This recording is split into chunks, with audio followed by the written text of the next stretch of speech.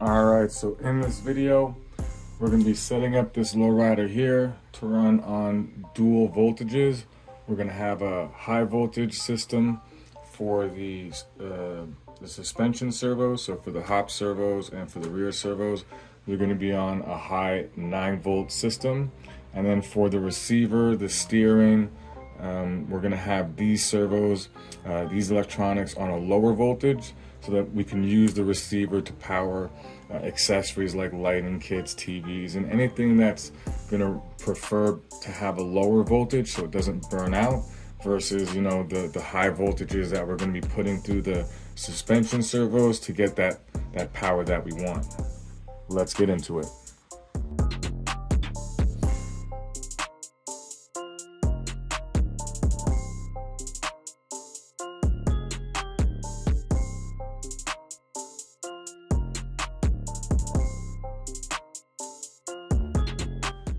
Alright, so the reason that we're going to be setting up the two different voltages on this car is because I want to run a high voltage setup for the hop servos and the rear servos, but I don't want to run high voltage for the lighting setup, the lighting kit.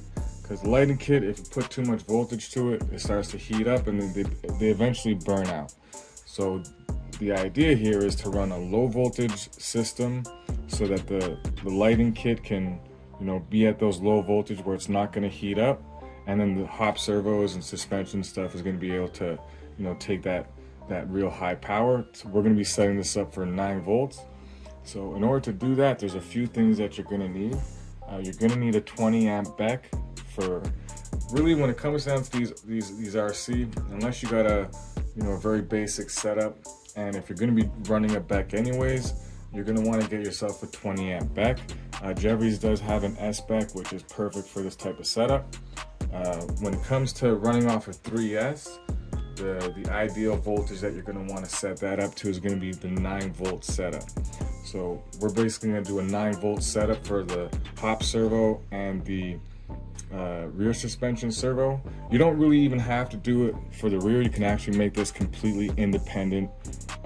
You know, run the BEC specifically just for the 2 hop servos and run the rest of the servos at a lower voltage. But I mean, how far you want to go is up to you. I'm going to have this set up so that we can run all the servos on the high voltage and everything else on the low voltage, except for the steering servo.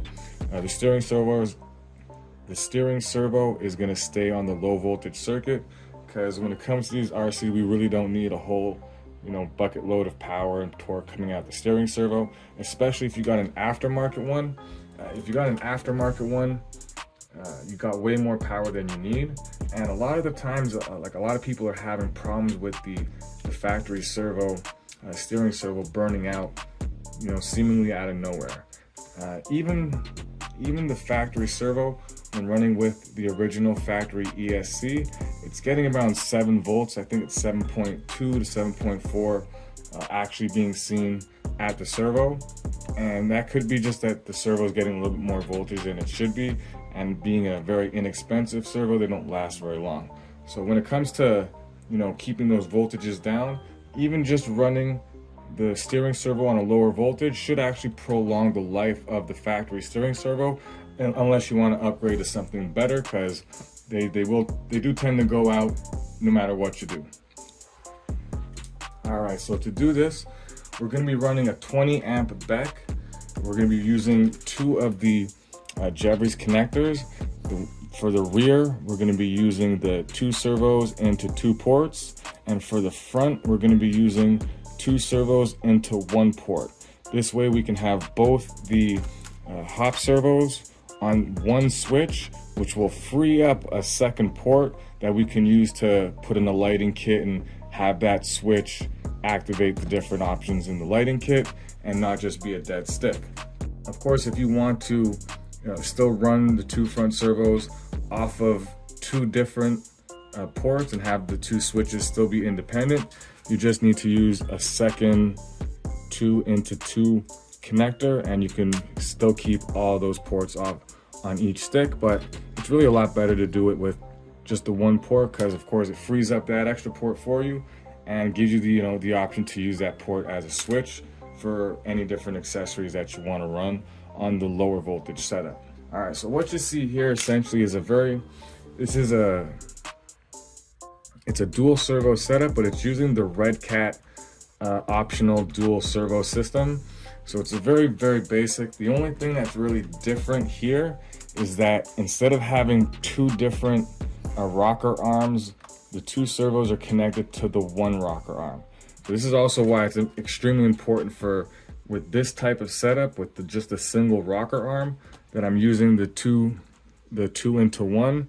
So the two servos are 100% working together at all times, so they don't work against each other when pushing this rocker, because they're both connected to it and it's one piece, as you can see. When it comes to hopping with the dual servo Redcat system, I find running the single rocker arm for the two servos hits a whole lot harder than when it's split up into two and you're actually like losing some power in all that mechanics there. So this setup right here hits the hardest, so we're going to pump some volts to it and make sure this thing bangs as hard as it can. When you're running a BEC setup like it is here, we have the red wire from the ESC going into the receiver. We have that red wire disconnected or removed. The way that I do that is I always make a connector where we have the red wire on one side simply pulled out. So this will take the signal and the ground and only put that into the receiver. But because we're going to be using the BEC that is built inside the ESC, we need to take this connector out and then run all three wires from the ESC into the receiver. So I'm going to go ahead and take the connector like this that I already have inside the system out, so we can use the ESC to power the receiver. Notice right here, I always use one of these little connectors that I make. Boom. So that takes that connector out of the loop, and now we have all three wires to go directly into the receiver. I'm gonna go ahead and do that, but because I have a short line, I gotta actually use a connector to bridge that gap. So I'm gonna go get one.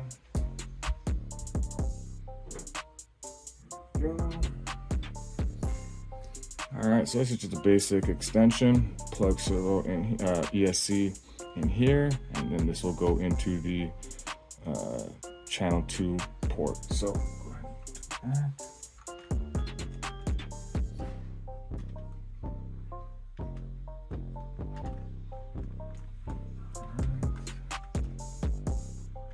do that. I'm going to remove the power leads from the from the BEC out of the receiver, so there's no more connection between those two. And now we're going to plug in the ESC with the power line connected.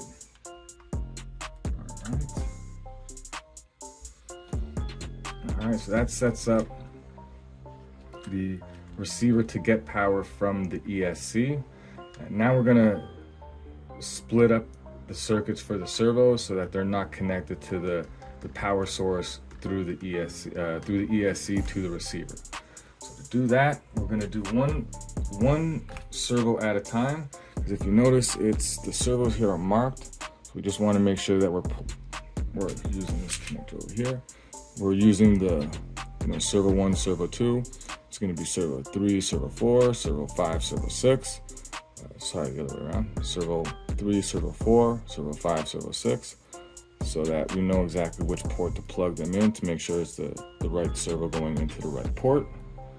You can also alternatively just do one side or the other. If you just want to do the front to free up the channel, you don't need to do any of the work we're going to do to the rear. You'll just do the front connector, and then the rear can stay powered off the receiver at the lower voltage, because you don't really need a whole lot of power going to the rear servo. So you can actually have the rear servo running on the lower voltage and just the hop servo running on the higher voltage. But today we're going to do all four, and if it's up to you if you want to stop at the front, you can continue going to the rear. Before we power up, we're going to want to make sure that our ESC is set to the lowest voltage. If you're running on the stock ESC, can't really do much at that point. It runs on the factory setting voltage. But if you do have one of the Hobbywing quick runs with the programmers, you can actually adjust the voltage of the BEC that's built into the ESC. The newer one, the G2, you can do 6 volts, 7.4 volts, and 8.4 volts. So that the power going to the receiver is 6 volts. Very safe for all the accessories that we're going to try and power through this. So to do that, we do need our programmer box. Go ahead and plug that into the ESC. Remember our front servos that we have both plugged into one port. These are not connected, so they're connected, but they don't have the servo horns on, so no risk of damaging anything. All right, so plug that in, turn on the ESC. And it says here the voltage setting is going to be, for this one is 14. So we want 14 setting number 1.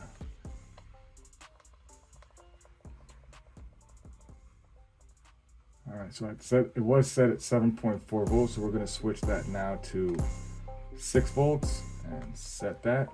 Boom. So now we got the ESC properly programmed. We're going to go ahead and turn that off, disconnect the battery, pull this out. All right, so we got the BEC program, the ESC program correctly. All right, so first what we're going to do is the connection for the front. So servo 3 will go into the one with no number, servo 4 will go into the one with the 2. So we're easily able to identify what port to plug everything into. It's kind of more important with the rear because they're going to be going into 2 different channels than it is with the front, as both servos are going to go into the same channel anyways. But it's just nice to have them separated properly in case you do need to check out a servo or whatnot. You're able to easily identify the servo and, you know, take the connection out on its own, not have to, you know, figure it out at that time. Go ahead and plug this sucker in. So now, because we need to use channel 4 as our accessory switch, we have to have the front on the left side and the rear on the right side. So we're going to go ahead and plug our connector in.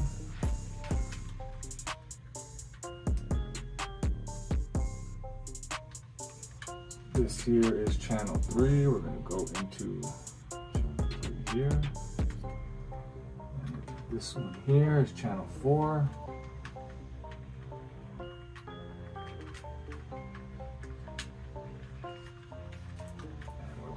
Channel 4 into our second connection point. Remember to make sure you got the signal wire going onto the correct side. You don't have the wires reversed.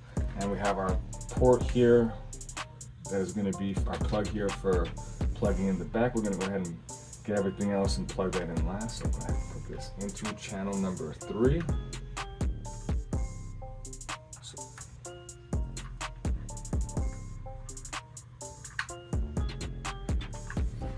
All right, so now we've got the 2 front servos into one port, channel number 3.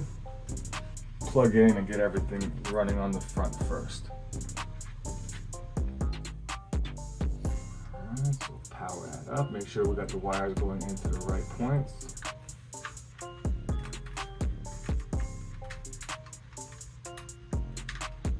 I'll clean up the wires afterwards, but for now, just make sure everything's working. Now, because we have 2 servos now plugged into one port, what's going to happen is the 2 servos are going to run on the one servo settings, the endpoints and the center point, and off the one channel 3 stick. So at this point, it's very important to realize that channel 4 is going to need to have the direction flipped on the servo internally, not inside the controller. So we need to have a servo that's programmable. It allows us to go into the servo with the software and to inverse the direction so that one servo goes one way and the other servo goes the opposite direction. So I'm gonna go ahead and plug everything all up. Before I do, I'm gonna unhook the servo horns just so that I can see exactly which one is going in the wrong direction. It should be number 4. So we're gonna see which one, make sure number 4 is going in the wrong direction. Then we're gonna go ahead and plug that into the computer, use the software for the servo. In this case, I got the Reefs 300s. So we're gonna use the Reefs programmer to reverse the direction of one of those servos in order to make them both go in the direction that we need. So.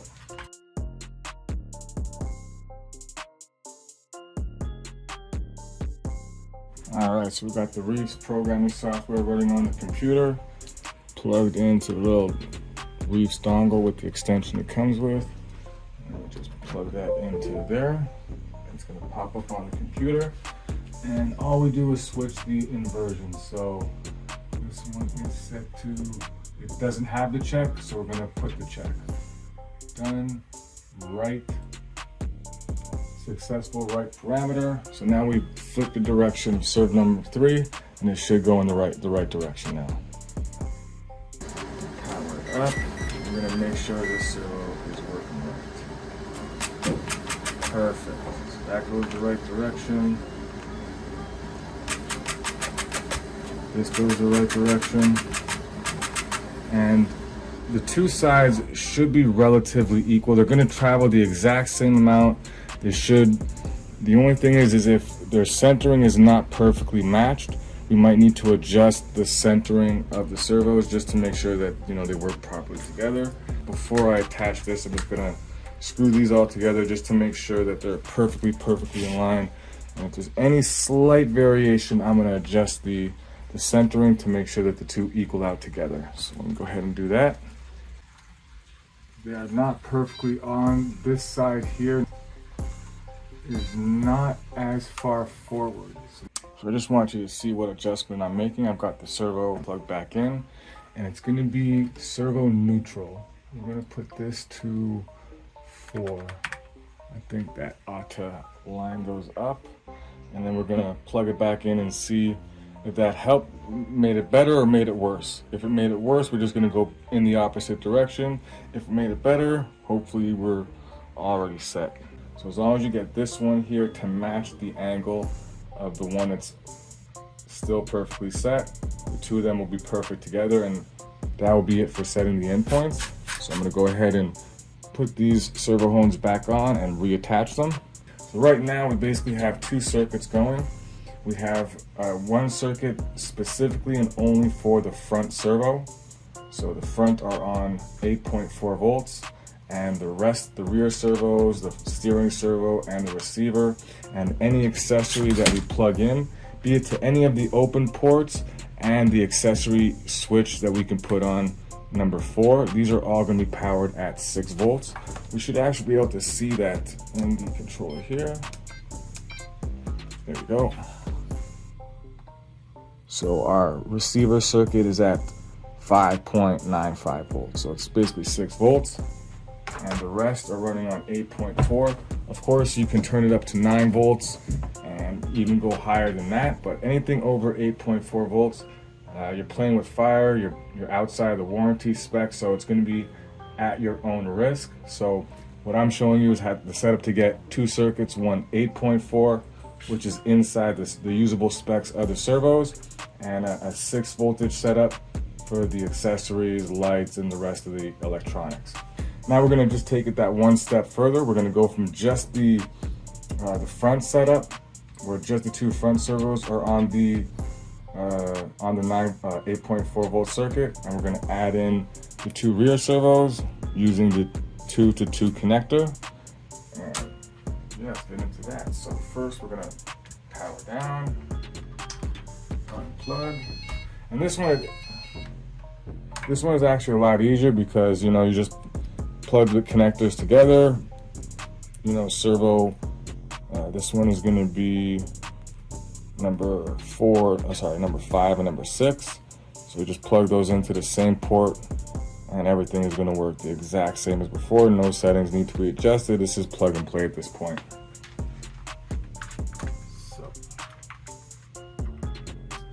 we're gonna do number 5.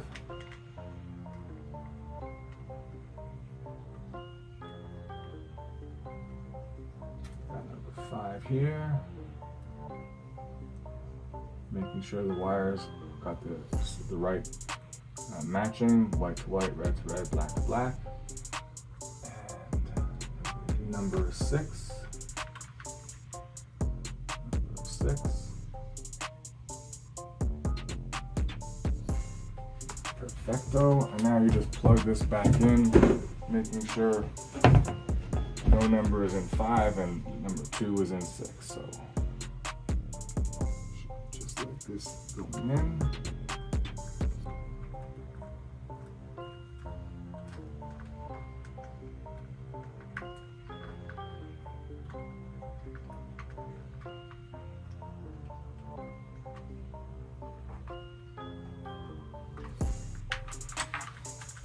Okay, so we got 5 and 5 and 6 and 6. And we take our second power lead from the BEC and we use that into the power port of the Jeffries connector. So there should be a BEC wire right here. Again, make sure we got the right wires going in the right positions. Red, red, black, black. Perfecto. I'm going to tidy up the wires afterwards, but for the most part. So now we got them plugged into port number 4, sorry, port number 5 and port number 6, so we should be ready to roll. Right up. There you go, we got the rear. Now on the 8.4 volt circuit. And we got the front on the 8.4 volt circuit too. All right, so let's just put that all together and see how she moves. All right, so essentially we have the lights, receiver, steering, all on the 6 volt circuit, and the suspension all on the 9 volt circuit. There, and let's see how she got some hot. Hold on.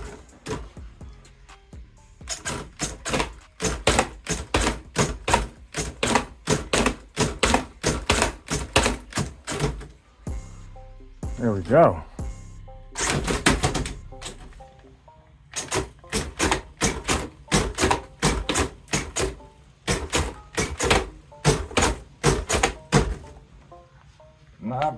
Not bad for an 8.4 setup on the servos only.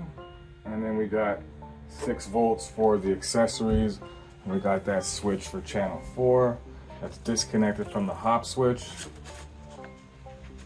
Alright, so once you got everything set up, you do want to make sure that channel 4 is disconnected from the hop switch. So if you just leave it as it is, the channel 4 is still going to be connected to the hop switch. So if you have a lighting setup or an accessory that you have this working as a switch, every time you hit the hop switch, it's going to change that setting. So in order to make sure that the channel 4 is disconnected from the hop switch, we go into the mixes. We go to mix number 3 or 4. You got to make sure that this mix is turned off. If that mix is turned on, channel 4 is going to be connected to that hop switch. So you just got to make sure this is turned off, save it, and then channel 4 is completely independent from everything else. It's a 6 volt power channel and will run off any accessory on the switch here. So with that, I do hope the video was helpful setting up a dual voltage setup on the Redcat Lowriders. With that, I hope I'll catch you in the next one.